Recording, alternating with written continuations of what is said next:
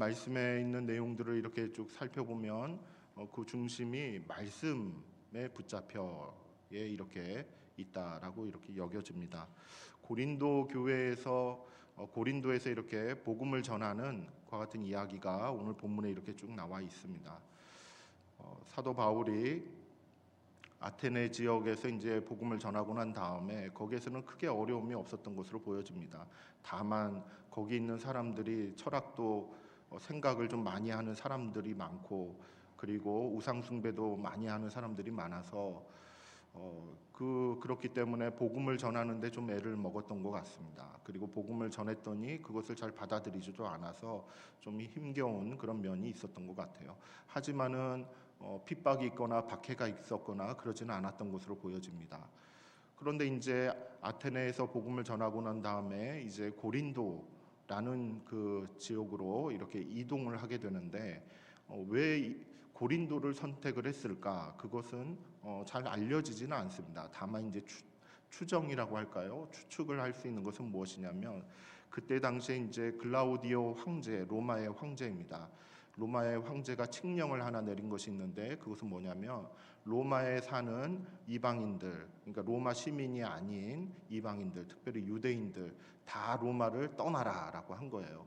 그래서 로마 시내에 있는 유대인들은 다 짐을 싸들고 이제 고향 땅으로 돌아가든지 아니면 다른 도시로 가야 됩니다.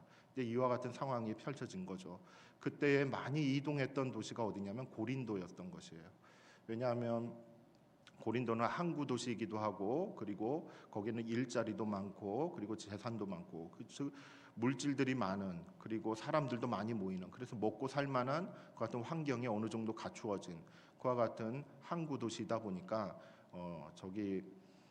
유대 땅으로 이렇게 돌아가기보다는 중간쯤에 고린도에 이렇게 머물러서 정착을 하는 유대인들이 많이 있었던 것이죠. 거기에 유대인들이 많이 있다라는 이제 소식을 아마도 듣지 않았겠는가. 사도 바울이 그것을 듣고 이제 어디로 복음을 전하러 갈까라고 했을 때 아테네를 지나서 고린도로 가야지 이렇게 결정한 것으로 보여집니다. 사도 바울이 이렇게 고린도로 가서 거기에서 새로운 동역자를 만나게 됩니다. 누구를 만나게 되냐면 아굴라와 브리스길라, 이 부부를 만나게 돼요. 이 부부가 로마시에서 이렇게 살다가 글라우디오 그 칙령 때 이렇게 쫓겨나다시피 로마를 떠나서 고린도에 와가지고 정착을 했던 그 두 부부입니다. 이제 이 부부는 이제 어떻게 지냈냐면은 천막을 만드는 일을 하면서 지냈습니다. 마침 이제 그 사도 바울도 바리새파에서 이렇게 교육도 받고 나름 이제 거기서 자라오고, 그리고 훈련을 받으면서 생활을 할 때 그도 천막을 만드는 일을 이렇게 이제 배웠던 것으로 보여집니다. 그래서 그것으로 생계를 이렇게 유지해가고 지탱을 했던 일들이 있었던 것이죠. 마침 이제 고린도에 가니까 아굴라와 브리스길라라는 그 두 부부가 있고 참 좋은 거예요. 그래서 그 집에 가서 같이 이렇게 지내게 됐습니다. 그리고 동역을 한 것이죠. 동업을 또 한 것입니다. 천막 만드는 일을 하면서 그곳에서 이제 돈도 벌기도 하고 복음을 전하기도 했던 것이죠. 복음을 전하는 것은 어떻게 했었냐면은 안식일 때마다 이제 회당을 찾아간 것입니다.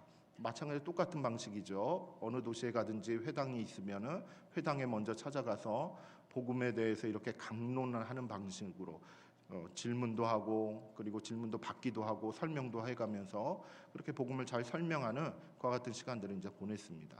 이제 이처럼 지내다가 이제 그 원래 바울 사도와 함께 움직였던 선교팀이 있었죠. 누구일까요? 디모데와 실라입니다. 그 디모데와 실라가 이제 뒤에 이렇게 합류하게 돼요. 뒤에 합류하게 됩니다.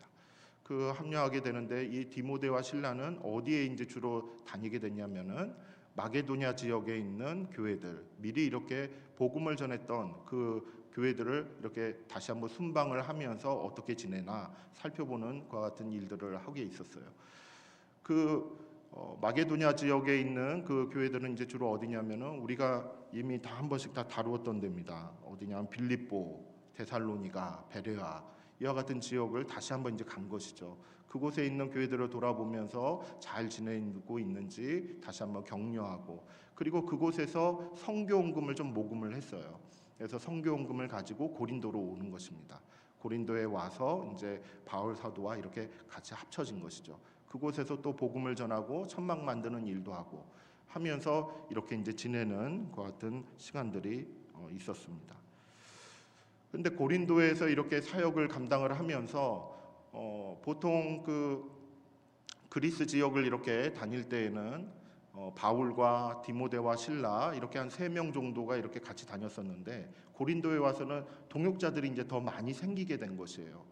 또 누가 여기에서 이제 만나게 됐냐면은 아굴라와 브리스길라는 아까 말씀드렸고 또 누가 있었냐면 디도 유스도라는 사람이 또 있었어요. 그래서 그 디도 유스도는 어디에 살았냐면 바로 회당 바로 옆에 살았습니다.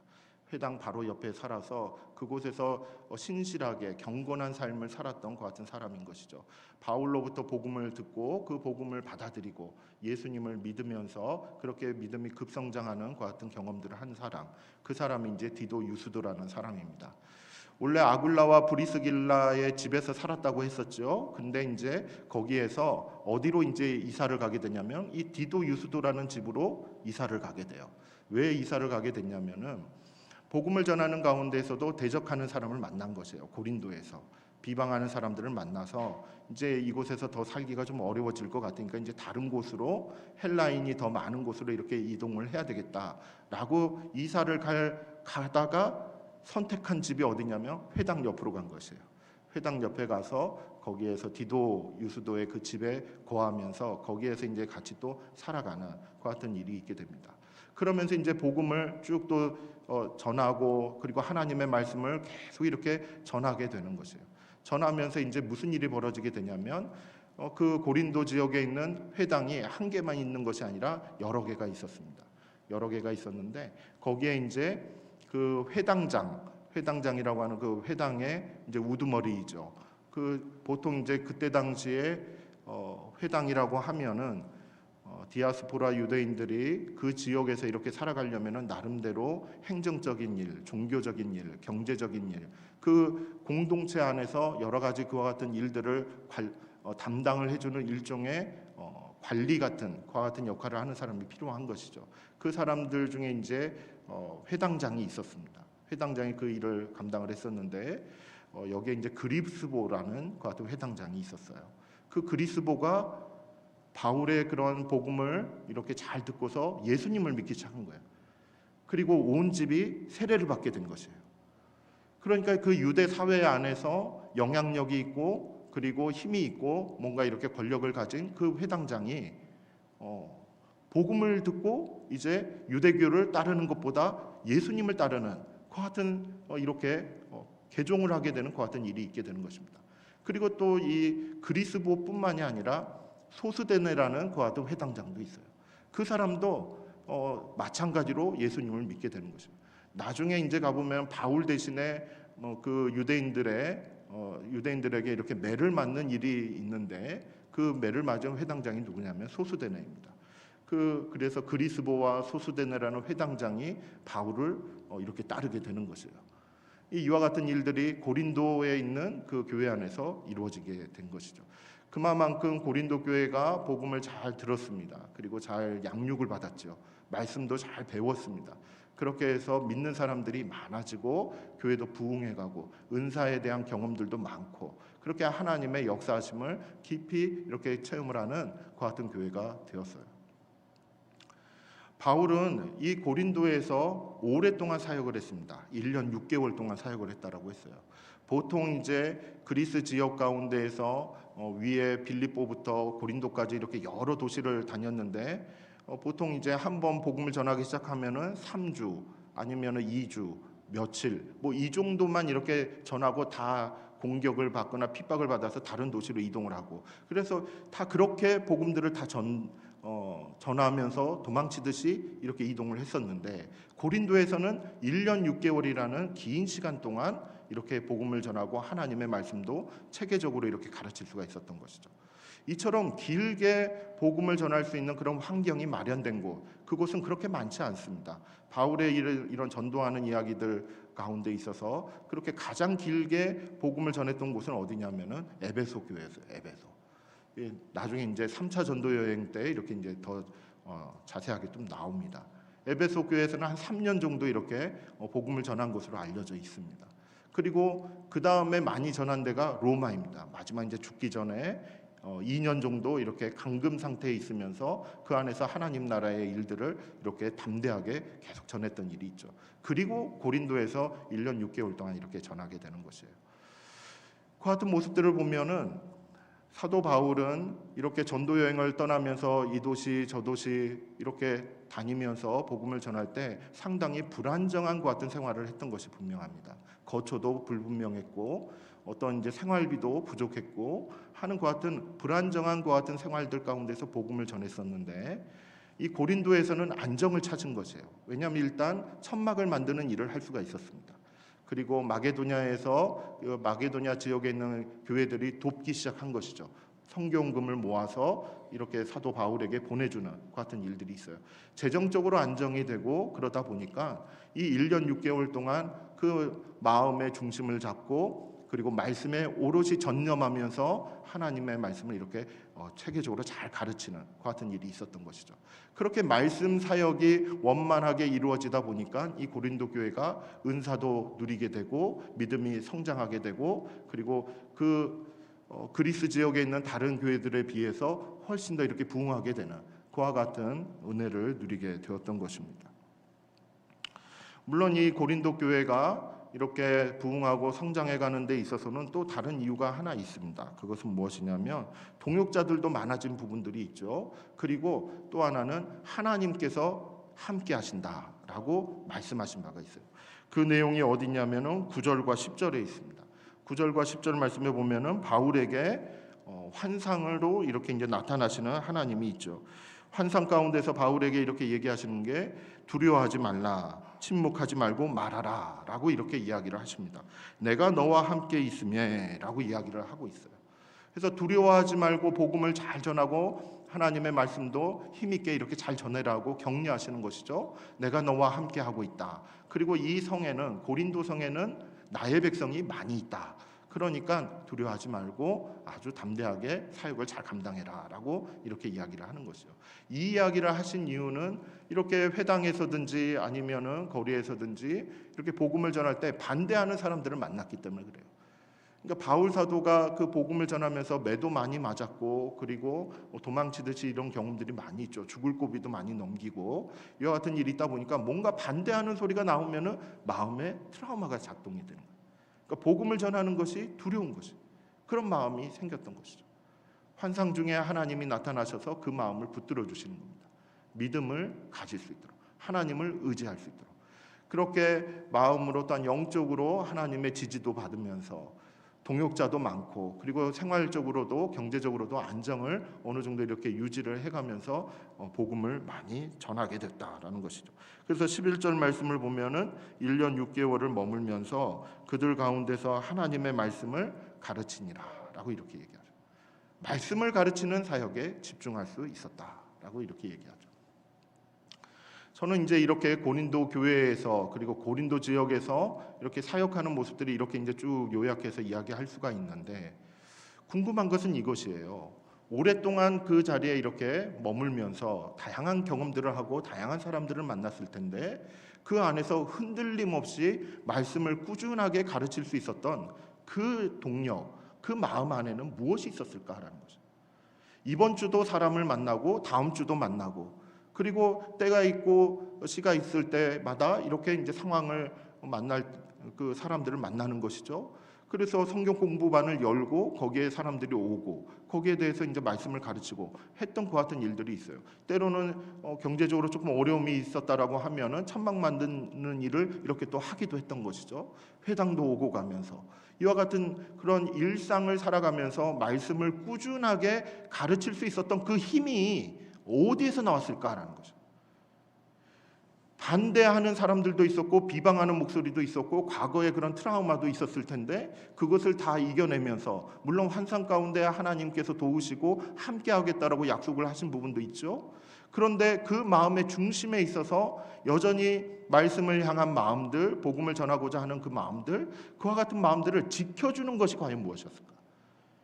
그만큼 바울 사도가 의지가 강해가지고 인간적인 의지가 강해서 그래 나에게는 이런 사명이 있어. 그것을 이렇게 딱 붙잡는 그 같은 마음가짐으로 했을까? 여러분은 어떻게 생각하십니까? 오랫동안 그 한 자리에 이렇게 머물러 있으면서 사역을 감당한다는 것은 참으로 대단한 일이다라는 것을 깨닫게 되는 것이죠. 요즘에 이제 우리의 현실 가운데 있어서는 지역 교회든지 이제 목사님들이 오시고 교육자들이 와서 이렇게 사역을 감당하는 경우들이 많이 있죠. 자주 바뀌는 경우도 있고 어떤 경우에는 오랫동안 이렇게 꾸준하게 사역을 감당하시는 그 같은 사례들도 많이 있습니다. 그렇게 오랫동안 사역을 할 수 있는 그 마음가짐이 과연 무엇일까? 저는 궁금했던 것입니다. 근데 오늘 본문에 있는 말씀을 읽다 보면 한 가지 단서가 보여요. 그것이 무엇이냐면 5절 말씀이 있습니다. 5절. 여러분 5절 말씀을 한번 보십시오. 5절 말씀을 우리 한번 같이 읽어보겠습니다. 시작. 실라와 디모데가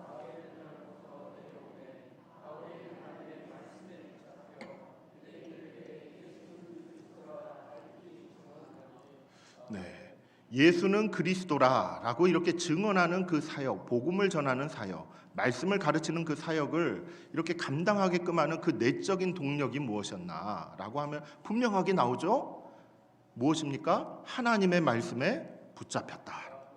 하나님의 말씀에 붙잡힌 바 된 그 바울이 이렇게 많은 상황의 변화와 그리고 공격의 모습들 그리고 여러 가지 그런 해야 될 것들, 일도 해야죠, 복음도 전해야죠, 사람도 만나야죠, 얼마나 또 관리해야 될 것들이 많겠어요. 같은 선교팀도 있죠. 여러 가지 신경 써야 될 것들이 이렇게 많이 있을 텐데 그 많은 일들을 어떻게 감당을 할 수 있었을까? 그 내면에는 바로 말씀에 붙잡힌 상태였다라는 거예요. 말씀에 붙잡혀 있었기 때문에, 그렇기 때문에 오랫동안 복음을 전할 수 있었다는 것이죠. 말씀에 붙잡혀 있었기 때문에 하나님의 말씀을 가르치는 그 사역이 그냥 어느 한 시점에만 이렇게 잠깐 있다가 사라지는 것이 아니라 꾸준하게 할 수가 있었다는 것이죠. 말씀에 붙잡혀 있지 않으면은 짧은 것입니다. 어디든지 시험을 당할 수가 있고 유혹이 있을 수가 있는 것이죠. 의지도 약해질 수가 있는 것이죠. 사탄은 가만히 있겠습니까? 여러 가지 경로를 통해서 낙심이 오게 하고 절망이 빠져들게 하고 얼마나 많은 그런 방해물과 그런 걸림돌을 두겠어요. 그럼에도 불구하고 끝까지 그 자리를 지키며 말씀을 가르칠 수 있는 그 힘은 말씀 자체에 붙잡혀 있었다라는 거죠. 이것을 우리는 주목할 필요가 있는 것이죠. 여러분들의 요즘에 그런 신앙생활의 모습은 좀 어떠십니까? 복음을 전하는 것이나 아니면 성경을 공부하는 것이나 성경을 묵상한다라든지 읽고 그런 이제 말씀과 관련된 여러 가지 그런 신앙생활을 한다고 했을 때 여러분들의 신앙생활은 이렇게 꾸준하게 잘 유지되고 있습니까? 아니면은 가다가 좀 멈췄다가 또 한참 있다가 또 다시 또 시작해보고 이렇게 가다가 말다가 이렇게 하고 있습니까?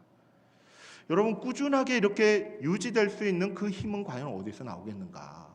이것을 우리가 곰곰이 한번 생각하게 되는 것이죠. 말씀에 붙잡혀 있다라는 것이 과연 무슨 의미일까도 한번 생각하게 되는 것입니다. 말씀에 붙잡혀 있다라고 하면은 여기 있는 이 사도 바울처럼 말씀 가르치고 전하고 묵상하고 그 안에서 하나님이 주시는 뜻과 음성을 들으면서 우리의 삶을 일상 가운데서 여전히 말씀 중심의 삶을 살아갈 텐데, 그런데 말씀에 붙잡혀 있지 않고 다른 무엇인가에 붙잡혀 있다라고 한다면, 그렇다면은 이거는 가다가 멈추고 이렇게 될 수밖에 없다는 것이죠. 그래서 한번 우리가 묵상해 보기를 원하는 것입니다. 말씀에 붙잡혀 있는 상태는 과연 어떠한 상태를 말하는 것일까요? 여러분은 말씀에 붙잡혀 보신 적이 있으십니까? 어떤 상황에 놓였을 때 나는 지금 말씀에 붙잡혀 있어 라고 이렇게 말할 수 있습니까? 성경을 보면은 말씀에 붙잡힌 바 되어서 이렇게 복음을 전하고 말씀을 전하는 사람들의 이야기가 많이 나와 있습니다. 그 중에 대표적인 사례가 예레미야입니다. 예레미야 같은 경우는 예레미야 20장 8절과 9절 말씀을 한번 이렇게 보여주시면 좋겠습니다. 네. 예레미야 20장 8절과 9절 말씀을 제가 한번 읽어보겠습니다. 내가 말할 때마다 외치며 파멸과 멸망을 선포하므로 여호와의 말씀으로 말미암아 내가 종일토록 치욕과 모욕거리가 되미니이다. 이 말씀이 이제 무슨 말이냐면 예레미야가 선포했던 그 말은 유다와 예루살렘이 멸망한다라는 말이었어요. 바벨론에게 멸망을 당한다. 그 얘기를 끊임없이 이야기를 합니다. 그 얘기를 들은 예루살렘 주민들이 기분이 좋겠어요? 안 좋죠. 그러니까 예레미야를 계속 공격을 하는 것이에요. 그런 소리 하지 마라. 왕도 그만두라고 하죠. 옆에서 많은 사람들이 이렇게 대적하고 비방하고 하는 것 같은 목소리들이 있어요. 또 같은 선지자라고 하면서 전혀 정반대되는 그와 같은 예언을 하는 사람들도 나왔어요.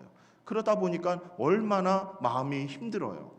괴롭죠. 그래서 9절 말씀에 보면은 내가 다시는 여호와를 선포하지 아니하며 그의 이름으로 말하지 아니하리라. 이렇게도 마음을 먹어봤다는 것이에요. 너무나도 반대가 심하고 너무나도 답답하고 어떻게 할 수가 없으니까 내가 차라리 이 말씀을 내가 전할 수가 없겠다. 이러다가 내가 죽을지도 모르겠다. 라고 이렇게 생각을 한 것이에요. 그래서 더 이상 내가 말씀을 선포하지 말아야지. 가르치지 말아야지. 이런 마음까지도 들었는데 그 마음의 상태가 어떤 상태가 되냐면 나의 마음이 불붙는 것 같아서 골수에 사무치니 가장 중요할 때 꺼졌어요. 답답하여 견딜 수 없나이다. 이렇게 고백을 하는 것이죠. 나의 마음이 불붙듯 하다라는 이 마음이 어떤 상황이냐면 난 더 이상 말씀 못 가르치겠어. 더 이상 나는 말씀을 전할 수가 없어. 내 마음이 너무너무 힘들어. 나 이러다가 나 죽을지도 몰라. 난 죽기는 싫거든. 이와 같은 마음이 있는 것이에요. 전혀 반대되는 마음이 있는데 그런데 내 마음에 전혀 나의 의지와는 상관없는 다른 무엇인가가 있는 것이에요. 내 마음이 불붙는 것 같다라는 것 같은 현상이 나타나요. 그래서 골수에 사무친다라는 그런 느낌까지도 오는 것이에요. 답답해서 견딜 수 없어서 결국은 하나님의 말씀, 그 파멸과 멸망에 대한 하나님의 말씀을 선포하기를 그칠 수가 없다라는 것이에요. 그것을 끝까지 전하게 되는 것이에요. 이와 같은 상태, 내 의지와는 상관없고 주변의 환경과는 상관없이 하나님의 말씀에 완전히 붙잡혀 있는 이와 같은 상태, 여러분, 이와 같은 상태를 여러분 경험해 보신 적이 있으십니까? 바라옵기는 이와 같은 상황을 우리의 영혼 가운데, 우리의 마음 가운데서 경험할 수 있기를 바라는 것입니다. 내 의지와 내 주변의 상황은 아무리 생각해봐도 말씀대로 살기도 어렵고 그 말씀을 묵상하기도 어렵고 너무나도 힘들어 죽겠는데, 그런데도 불구하고 나를 말씀 앞으로 데리고 가는 그 마음, 그럼에도 불구하고 하나님의 말씀이 떠올라서 이 말씀대로 내 생각과 결단이 나아가야 되겠구나 결단하게 되는 그와 같은 내 의지와는 전혀 다른 어떠한 흐름들, 내 마음의 흐름들, 생각의 변화들, 여러분 말씀에 붙잡힌 사람은 그와 같은 경험이 있다라는 것입니다. 그와 같은 경험. 사도행전 4장 18절에서 20절 말씀을 한번 보여주십시오. 여기 보시면은 그들을 불러 경고하여 도무지 예수의 이름으로도 말하지 말고 가르치지도 말라 하니, 이 이야기는 여러분 아마 아실 겁니다. 베드로와 요한 그리고 사도들이 예루살렘 성전에 가서 어떻게 합니까? 복음을 막 전했어요.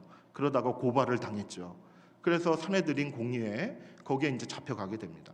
거기서 이제 경고의 말을 듣죠. 나보다 힘이 큰 사람 그리고 권력이 있는 것 같은 사람들이 경고를 하는 것입니다. 예수님 전하지 마라 라고 이렇게 얘기를 한 것이죠.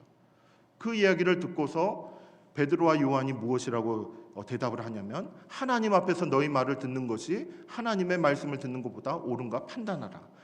우리는 보고 들은 것을 말하지 아니할 수 없다라고 이렇게 얘기해요. 그러니까 이 베드로와 요한의 그 마음에 담겨져 있는 생각은 사람들의 권력이라는 것이 보여지지 않는 것입니다.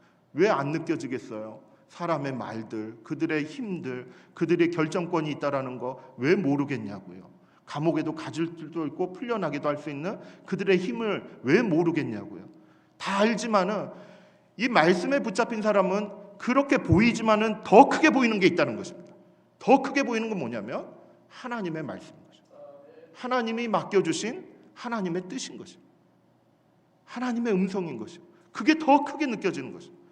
그것으로 붙잡혀서 사람의 말이 보이고 힘센 사람들의 그와 같은 경고하는 소리, 협박하는 소리, 위협하는 소리가 들린다 할지라도 여전히 하나님께 집중하게 되는 거예요.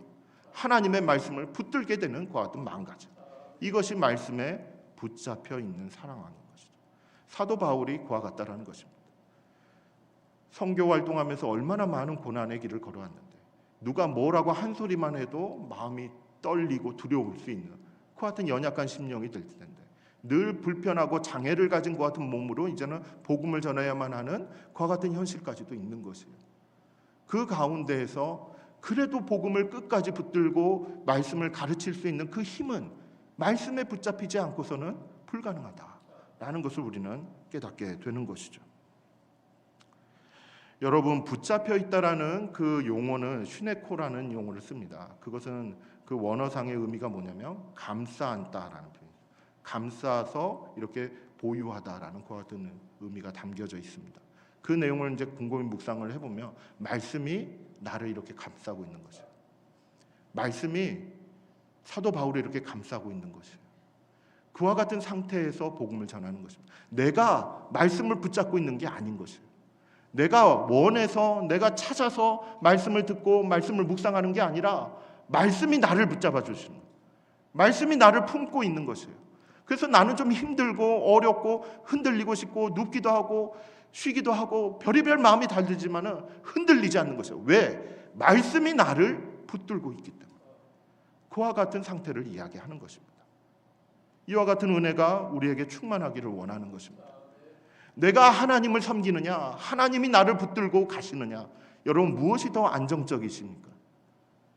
내가 하나님을 열심히 찾고 구하고 내가 할 수 있는 최선을 다해서 하나님 높여드리고 여기에 내 신앙의 중심을 둘 것인가? 아니면 내가 좀 부족하고 내가 좀 연약하고 의지도 약하고 다 약하지만 하나님이 나를 붙잡아 주시는 거예요. 하나님이 나를 감싸 안아 주시는 거예요. 하나님이 나를 이끌고 가주시는 것이에요. 주변의 상황은 여전히 암울해요. 여전히 나에게 들려오는 소리는 위협하고 그리고 여전히 낙담할 수밖에 없는 부정적인 이야기들이 막 들려와요. 그런데도 이 자리를 지키며 그 복음 전하고 말씀을 가르치고 말씀을 묵상하며 실천하는 그 자리를 지키는 이유, 하나님이 그냥 붙잡고 가시는 거예요. 여러분 무엇이 더 안정적이십니까? 우리의 믿음의 상태 그리고 우리의 신앙의 현실들, 지금의 여러분들의 현실은 말씀이 붙들고 가고 있으십니까? 아니면 내가 어떻게든 말씀 한번 붙잡아 보려고 노력하고 계십니까? 어떤 것이 먼저입니까? 오롯이 하나님께 모든 것을 맡기시기를 바랍니다.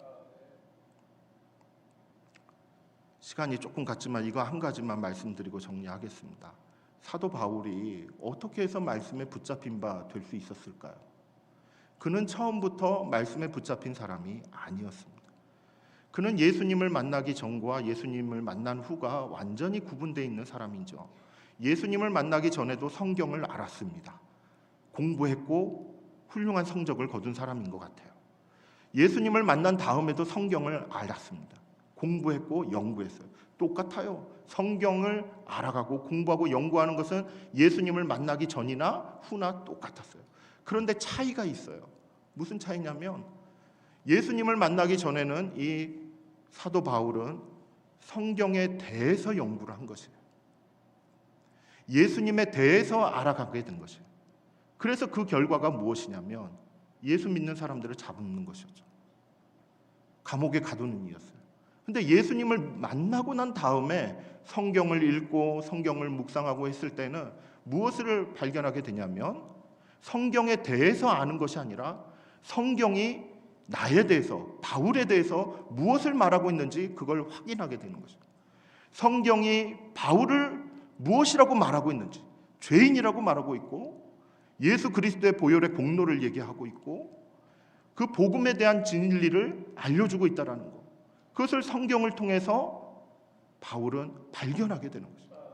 성경이 바울에 대해서 얘기하는 것, 그것을 바울이 알게 되는 것입니다. 이 차이를 여러분 묵상해 보시기를 바랍니다.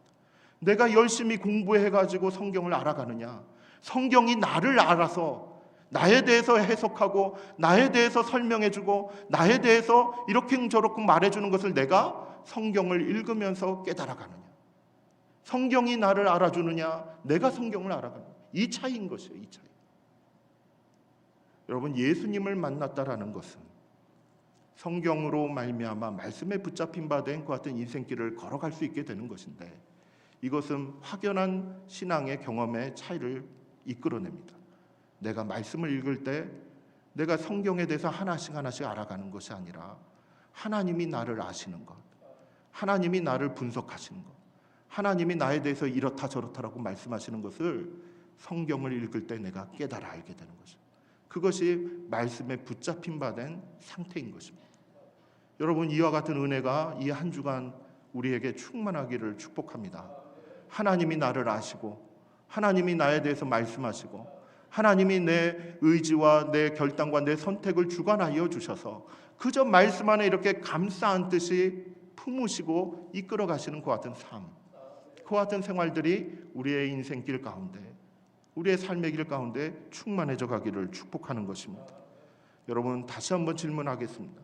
지금 여러분들의 삶 가운데 무엇이 여러분을 붙잡고 있습니까? 돈입니까? 사람입니까? 어떤 상황입니까? 무엇이 여러분을 붙잡고 있습니까? 말씀으로 하여금 여러분을 붙잡게 하시기를 바랍니다.